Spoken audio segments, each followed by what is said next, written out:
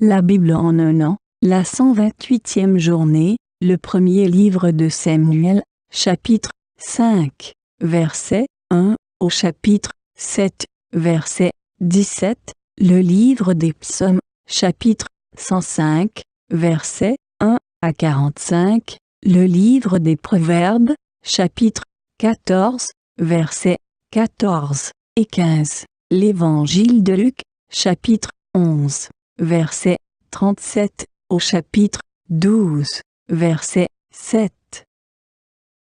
1 Samuel chapitre 5. Les Philistins prirent l'arche de Dieu et la transportèrent de Ben-Ezer à Asdod. Après s'être emparés de l'arche de Dieu, les Philistins la firent entrer dans le temple de Dagon et la placèrent à côté de Dagon. Le lendemain, les Asdodiens se levèrent de bon matin et trouvèrent Dagon étendu, le visage contre terre devant l'arche de l'Éternel. Ils prirent Dagon et le remirent à sa place. Le surlendemain, ils se levèrent de bon matin et trouvèrent de nouveau Dagon étendu, le visage contre terre, devant l'arche de l'Éternel. La tête de Dagon et ses deux mains étaient abattues sur le seuil, et il ne lui restait que le tronc. C'est pourquoi, jusqu'à aujourd'hui, les prêtres de Dagon et tous ceux qui viennent dans le temple de Dagon à Asdod ne marchent pas sur le seuil. La main de l'Éternel pesa plus lourdement encore sur les Asdodiens, et il fit des ravages parmi eux. Il les frappa de tumeurs à Asdod et dans le territoire qui en dépend. Quand ils virent cela, les habitants d'Asdod dirent: « L'arche du Dieu d'Israël ne restera pas chez nous, car il fait peser lourdement sa main sur nous et sur Dagon, notre Dieu. » Ils firent venir tous les princes des Philistins, les rassemblèrent chez eux et demandèrent: « Que pouvons-nous faire de l'arche du Dieu d'Israël? » Les princes répondirent: « Qu'on la transporte à Gath. » Et l'on transporta là-bas l'arche du Dieu d'Israël. Mais une fois qu'on l'y eut transportée, la main de l'Éternel fut contre la ville, et il y eut une très grande terreur. Il frappa les habitants de la ville depuis le petit jusqu'au grand, et ils eurent une éruption de tumeurs. Alors ils envoyèrent l'arche de Dieu à Ekron. Lorsque l'arche de Dieu entra dans Ekron, les Ekroniens poussèrent des cris en disant: « On a transporté l'arche du Dieu d'Israël chez nous pour nous faire mourir, nous et notre peuple. » Ils firent venir tous les princes des Philistins, les rassemblèrent et dirent: « Renvoyez l'arche du Dieu d'Israël, qu'elle retourne chez elle, et qu'elle ne nous fasse pas mourir, nous et notre peuple. » En effet, dans toute la ville régnait une terreur mortelle. La main de Dieu y pesait très lourdement. Ceux qui ne mouraient pas étaient frappés de tumeurs, et les cris de la ville montaient jusqu'au ciel. 1 Samuel chapitre 6. L'arche de l'Éternel resta 7 mois dans le pays des Philistins. Les Philistins appelèrent les prêtres et les devins et dirent: « Que pouvons-nous faire de l'arche de l'Éternel? Faites-nous connaître de quelle manière nous devons la renvoyer chez elle. » Les hommes consultés répondirent: « Si vous renvoyez l'arche du Dieu d'Israël, ne la renvoyez pas sans rien, mais faites à Dieu un sacrifice de culpabilité. Alors vous guérirez et vous saurez pourquoi sa main ne s'est pas retirée de vous. » Les Philistins dirent: « Quelle offrande lui ferons-nous? » Ils répondirent: « Nous offrirons 5 tumeurs en or et 5 souris en or, d'après le nombre des princes des Philistins, car le même fléau vous a tous atteints, vous et vos princes. Faites des représentations de vos tumeurs, ainsi que des souris qui ravagent le pays, et rendez gloire au Dieu d'Israël. Peut-être cessera-t-il de faire lourdement peser sa main contre vous, contre vos dieux et contre votre pays. Pourquoi rendriez-vous votre cœur insensible, comme les Égyptiens et le Pharaon l'ont fait? Dieu est intervenu contre eux, et ils ont alors dû laisser partir les Israélites. Maintenant, fabriquez un char tout neuf, et prenez 2 vaches qui allaitent et n'ont jamais porté de joug. Attelez ces vaches au char, et ramenez leurs petits à l'étable, afin qu'ils ne soient plus derrière elles. Vous prendrez l'arche de l'Éternel, et vous la mettrez sur le char. Vous placerez à côté d'elle, dans un coffre, les objets d'or que vous donnez à l'Éternel en sacrifice de culpabilité, puis vous la renverrez, et elle partira. Suivez-la du regard. Si elle monte par le chemin de sa frontière vers Beth-Shemesh, cela signifie que c'est l'Éternel qui nous a fait ce grand mal. Sinon, nous saurons que ce n'est pas sa main qui nous a frappés, mais que cela nous est arrivé par hasard. C'est ce que firent ces hommes. Ils prirent 2 vaches qui allaitaient et les attelèrent au char, et ils enfermèrent les petits dans l'étable. Ils mirent sur le char l'arche de l'Éternel, ainsi que le coffre avec les souris en or et les représentations de leur tumeur. Les vaches prirent directement le chemin de Beth-Shemesh. Elles suivirent toujours la même route en mugissant, sans s'écarter à droite ou à gauche. Les princes des Philistins les suivirent jusqu'à la frontière de Beth-Shemesh. Les habitants de Beth-Shemesh moissonnaient les blés dans la vallée. Ils levèrent les yeux, aperçurent l'arche et se réjouirent en la voyant. Le char arriva dans le champ de Josué, un habitant de Beth-Shemesh, et s'y arrêta. Il y avait là une grande pierre. On fendit le bois du char, et l'on offrit les vaches en holocauste à l'Éternel. Les Lévites descendirent l'arche de l'Éternel, ainsi que le coffre qui se trouvait à côté d'elle, et qui contenait les objets en or, et ils posèrent le tout sur la grande pierre. Les habitants de Beth-Shemesh offrirent ce jour-là des holocaustes et des sacrifices à l'Éternel. Après avoir vu cela, les 5 princes des Philistins retournèrent à Écron le jour même. Voici les tumeurs en or que les Philistins donnèrent à l'Éternel en sacrifice de culpabilité. Une pour Asdod, une pour Gaza, une pour Ascalon, une pour Gath, une pour Écron. Il y avait aussi le nombre de souris en or correspondant au nombre de villes philistines qui appartenaient aux 5 chefs, aussi bien des villes fortifiées que des villages sans murailles. C'est ce qu'atteste la grande pierre sur laquelle on déposa l'arche de l'Éternel et qui se trouve aujourd'hui encore dans le champ de Josué de Beth-Shemesh. L'Éternel frappa les habitants de Beth-Shemesh lorsqu'ils regardèrent l'arche de l'Éternel. Il frappa 50 070 hommes parmi le peuple, et le peuple fut dans le deuil, parce que l'Éternel l'avait frappé d'un grand fléau. Les habitants de Beth-Shemesh dirent: « Qui peut se tenir en présence de l'Éternel, de ce Dieu saint? Et vers qui l'arche doit-elle monter en s'éloignant de nous? » Ils envoyèrent des messagers aux habitants de Kirjath-Jearim pour leur dire: « Les Philistins ont ramené l'arche de l'Éternel. Descendez donc, et faites-la monter vers vous. » 1 Samuel, chapitre 7. Les habitants de Kirjath-Jearim vinrent et firent monter l'arche de l'Éternel chez eux. Ils la conduisirent dans la maison d'Abinadab sur la colline, et ils consacrèrent son fils Éléazar pour la garder. Il s'était passé bien du temps depuis le jour où l'arche avait été déposée à Kirjath-Jearim. 20 années avaient passé. Alors toute la communauté d'Israël poussa des gémissements vers l'Éternel. Samuel dit à toute la communauté d'Israël: « Si c'est de tout votre cœur que vous revenez à l'Éternel, enlevez du milieu de vous les dieux étrangers et les Astartés, dirigez votre cœur vers l'Éternel et servez-le lui seul. Il vous délivrera alors de l'oppression des Philistins. » Les Israélites enlevèrent du milieu d'eux les Baals et les Astartés, et ils servirent l'Éternel seul. Samuel dit: « Rassemblez tout Israël à Mitzpa, et je prierai l'Éternel pour vous. » Et ils se rassemblèrent à Mitzpa. Ils puisèrent de l'eau et la versèrent devant l'Éternel, et ils jeûnèrent ce jour-là en disant: « Nous avons péché contre l'Éternel. » Samuel jugea les Israélites à Mitzpa. Les Philistins apprirent que les Israélites s'étaient rassemblés à Mitzpa, et les princes des Philistins montèrent pour attaquer Israël. À cette nouvelle, les Israélites eurent peur des Philistins, et ils dirent à Samuel: « N'arrête pas de crier pour nous à l'Éternel notre Dieu, afin qu'il nous sauve de la domination des Philistins. » Samuel prit un tout jeune agneau, et l'offrit tout entier en holocauste à l'Éternel. Il cria à l'Éternel pour Israël, et l'Éternel l'exauça. Pendant que Samuel offrait l'holocauste, les Philistins s'approchèrent pour attaquer Israël.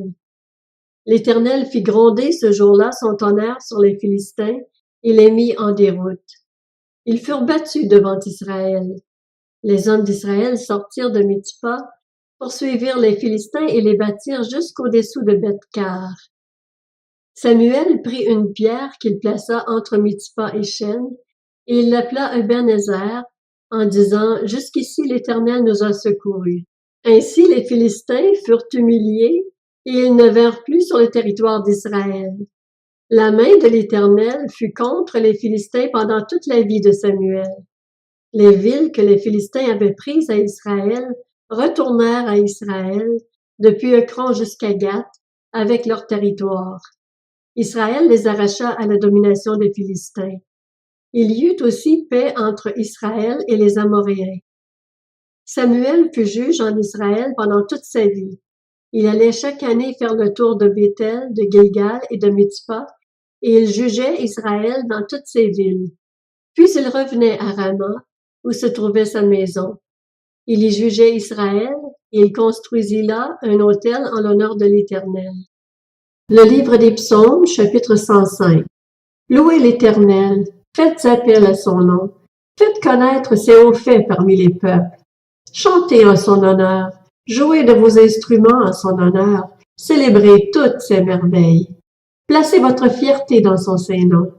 Que le cœur de ceux qui cherchent l'Éternel se réjouisse. Ayez recours à l'Éternel et à sa force, recherchez constamment sa présence. Souvenez-vous des merveilles qu'il a accomplies, de ses miracles et de ses jugements, descendant d'Abraham, son serviteur, enfant de Jacob, qu'il a choisi. L'Éternel est notre Dieu, ses jugements s'exercent sur toute la terre.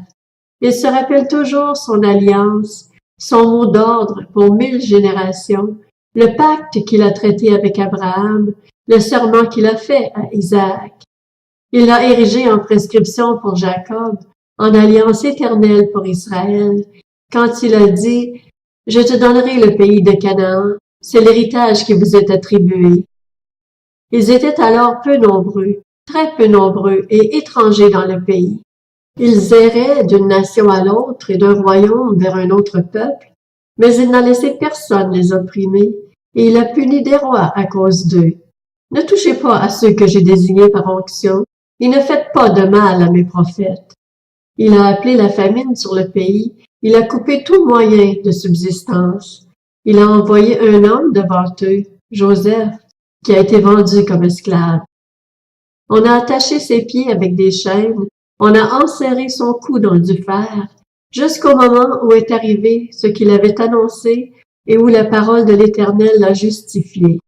Le roi l'a fait libérer, le dominateur des peuples l'a relâché. Il l'a établi seigneur sur sa maison et maître de tous ses biens, afin qu'il puisse à son gré diriger ses princes et enseigner la sagesse à ses anciens. Ensuite Israël est venu en Égypte, Jacob a séjourné dans le pays de Cam. Dieu a donné de nombreux enfants à son peuple et l'a rendu plus puissant que ses adversaires. Il a changé le cœur des Égyptiens au point qu'ils ont détesté son peuple et qu'ils ont traité ses serviteurs avec perfidie. Il a envoyé Moïse, son serviteur, et Aaron qu'il avait choisi. Ils ont accompli par son pouvoir des prodiges en Égypte. Ils ont fait des miracles dans le pays de Cam. Il a envoyé des ténèbres et fait venir l'obscurité, et ils n'ont pas été rebelles à sa parole. Il a changé leur eau en sang et fait mourir leurs poissons. Le pays a pullulé de grenouilles jusque dans les chambres de leur roi. Sur son ordre, les mouches venimeuses et les moustiques ont envahi tout leur territoire.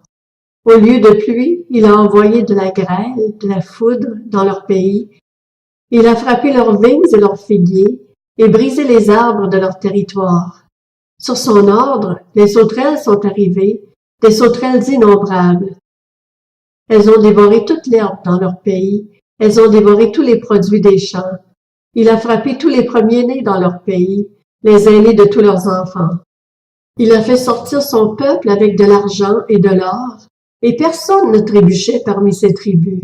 Les Égyptiens se sont réjouis de leur départ, car ils étaient saisis de terreur devant les Israélites. Il a étendu la nuée pour les protéger, et le feu pour éclairer la nuit. À leur demande, il a fait venir des cailles, et il les a rassasiés du pain du ciel. Il a ouvert le rocher et de l'eau a coulé. Elle s'est déversée comme un fleuve dans les lieux arides, car il s'est souvenu de sa parole sainte et d'Abraham, son serviteur. Il a fait sortir son peuple dans l'allégresse, ceux qu'il a choisis au milieu des cris de joie. Il leur a donné les terres des nations, et ils ont tiré profit du travail des peuples, afin qu'ils gardent ses prescriptions et qu'ils respectent ses lois. Louez l'Éternel. Le livre des Proverbes, chapitre 14. Celui dont le cœur s'égare sera saisi de ses voies, et l'homme de bien sera saisi de ce qui est en lui. Celui qui manque d'expérience croit tout ce qu'on dit, mais l'homme avisé est attentif à ses pas. L'Évangile de Luc, chapitre 11. Pendant que Jésus parlait, un pharisien l'invita à dîner chez lui. Il entra et se mit à table. Le pharisien vit avec étonnement qu'il ne s'était pas lavé avant le repas. Mais le Seigneur lui dit, « Vous, pharisiens, vous nettoyez l'extérieur de la coupe et du plat, mais à l'intérieur vous êtes pleins d'avidité et de méchanceté. Homme dépourvu de bon sens, celui qui a fait l'extérieur n'a-t-il pas fait aussi l'intérieur? Faites plutôt don de ce que vous avez à l'intérieur, et alors tout sera pur pour vous. Mais malheur à vous, pharisiens, parce que vous payez la dîme de l'amande, de la rue et de chaque plante, et que vous négligez la justice et l'amour de Dieu. Voilà ce qu'il fallait pratiquer sans négliger le reste. Malheur à vous, pharisiens, parce que vous aimez occuper les sièges d'honneur dans les synagogues et être salués sur les places publiques. Malheur à vous, spécialistes de la loi et pharisiens hypocrites, parce que vous êtes comme des tombeaux qu'on ne remarque pas et sur lesquels on marche sans le savoir.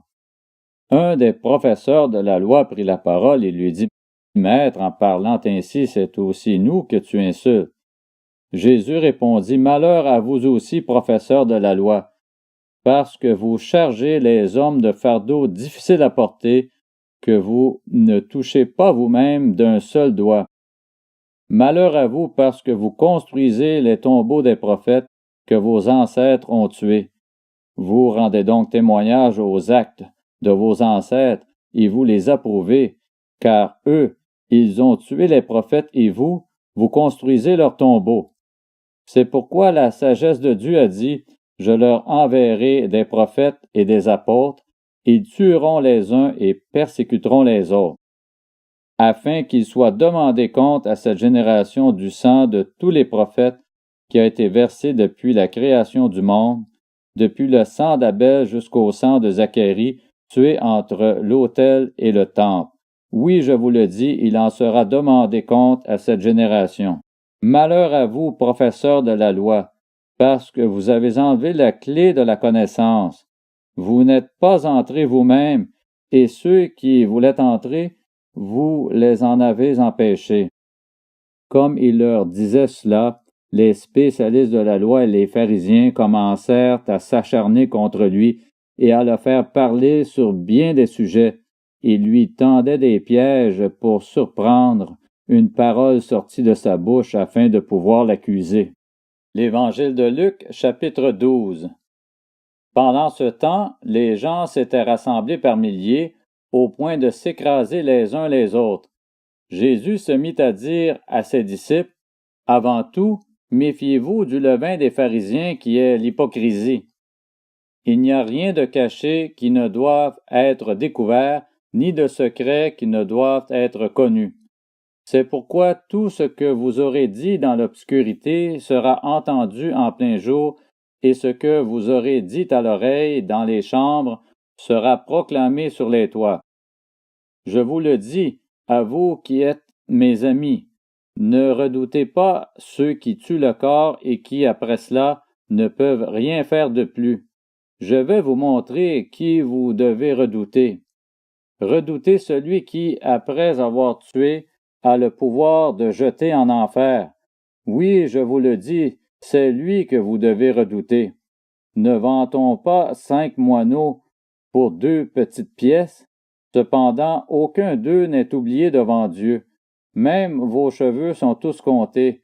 N'ayez donc pas peur, vous valez plus que beaucoup de moineaux.